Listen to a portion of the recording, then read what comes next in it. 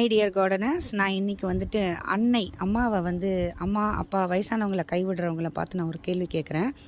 அது எப்படி இவ்வளோ நாள் வளர்த்து ஆளாக்கி நீங்கள் எவ்வளோ தப்பு பண்ணியிருப்பீங்கள்ல சின்னதில், அது எல்லாத்தையும் மன்னிக்கிறாங்கல்ல. நீங்கள் எவ்வளோ விஷயம் சாப்பிட்ருப்பீங்க, ஒத்துக்காத சாப்பிட்ருப்பீங்க, அப்புறம் வந்து உங்களுக்கு ஒத்துக்காமல் போயிருக்கோம், காப்பாற்றுறாங்கல்ல.